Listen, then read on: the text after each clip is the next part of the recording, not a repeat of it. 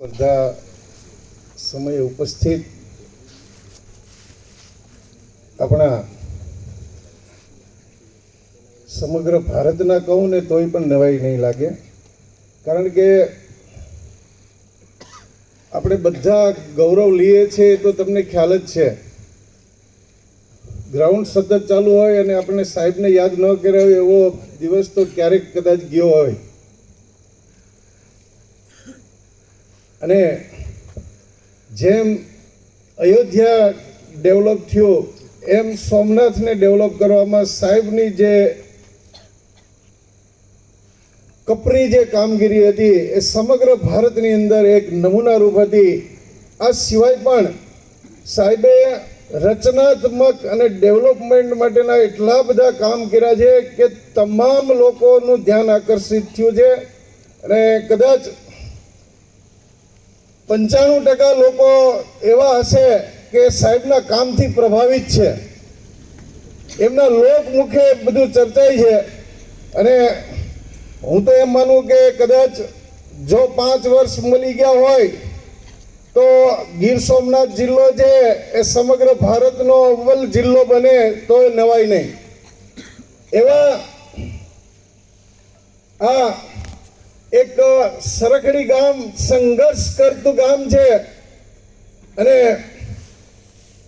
આ આપણો કપરી પરિસ્થિતિમાં આટલો બધો આપણો જે ડેવલપ કર્યું છે ભાઈઓ અને બહેનોએ, એમાં સમગ્ર ગામના વાલીઓએ પણ સાથ સહકાર આપ્યો છે. એવી આ પવિત્ર ભૂમિ ઉપર જ્યારે આવા એક પવિત્ર અને હોનહાર એવા આપણા દિગ્વિજયસિંહજી જાડેજા સાહેબ અહીંયા આપણે ત્યાં ઉપસ્થિત રહ્યા છે, એ બદલ હું આ સરપંચ શ્રી, પંચાયત તરફથી અને સમગ્ર ગામ વતી હું સાહેબનો આભાર વ્યક્ત કરું છું. ખાસ આ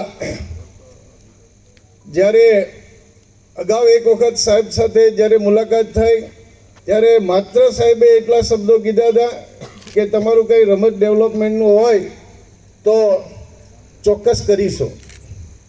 એટલે સાહેબ, અમારા આ જે એક અને ભારત દેશનું શ્રેષ્ઠ સેન્ટર છે અને આ સેન્ટર ડેવલપ કરવામાં આપ સહભાગી થઈ અને આ ગામને એક વિશ્વના નકશામાં મૂકવાનું શ્રેય આપને જાય એવી હું આપને અપીલ કરું છું. તો એવા શ્રી જાડેજા સાહેબને હમણાં જ અમે દીવ મુકામે ગયા. આગલા વર્ષે દીવ ફેસ્ટિવલ જ્યારે બીચનો થયો તો સેમ અહેમદપુર માંડવીનું પણ એટલું બધું ડેવલપમેન્ટ કર્યું. છેલ્લા દિવસે આશરે 25,000 પબ્લિક હતી. તો આવો વેરાવળનો બીચ છે, અહેમદપુર માંડવીનો બીચ છે, આ ડેવલપમેન્ટ કરવામાં સાહેબની આટલી બધી ધગશ અને આટલી બધી સખત કામગીરીને કારણે તમે આજે દીવવાસીઓ પણ એમ કહે છે કે આટલા ઝડપથી આટલું બધું ડેવલપમેન્ટ કર્યું છે.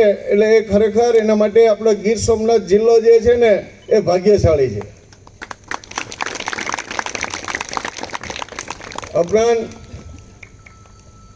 આપણા આરએસી અધિક કલેક્ટર શ્રી પાલ સાહેબ પણ આપણી વચ્ચે ઉપસ્થિત રહ્યા છે અને જેઓએ પણ અહીંયા હાજરી આપી છે એ બદલ એમનો પણ હું આ તકે આભાર માનું છું.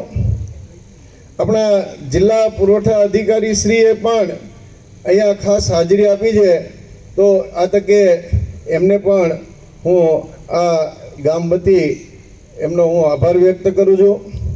અને આપ સાહેબ, ગત વર્ષે આ જે અંડર-17 બહેનો છે એ સમગ્ર રાષ્ટ્રમાં આપણું ગુજરાત છે ને સિલ્વર મેડલિસ્ટ છે બહેનોમાં. અને ગુજરાતને દર વર્ષે મેડલ અપાવવામાં આ બહેનોનો સિંહ ફાળો છે. ખાસ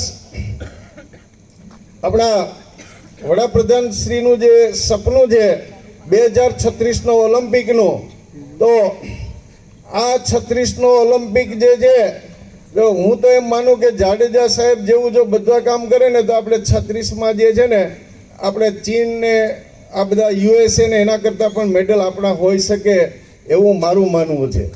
કારણ કે કોઈ પણ મિશન હોવું જોઈએ અને એ મિશન પાર પાડવા માટે એ હંમેશા એ કાર્યરત રહી અને આ કામ પાર પાડે છે. એ બદલ સાહેબ આ તકે અમારું ગામ સર્વસ્વ આપણા માટે ખૂબ જ લાગણી અનુભવે છે. અગાઉ પણ અને આપણા કાર્યોથી પણ અને આપણા માટે આ ગામ છે એને ખૂબ જ આદર છે. તો આ તકે હું અહીંયા સમગ્ર ગામના વડીલો, માતાઓ, બહેનો અને ખેલાડી ભાઈઓ બહેનો અહીંયા જે ઉપસ્થિત રહ્યા છે એ તમામનો હું આ તકે આભાર માની વિરમું છું. વંદે માતરમ.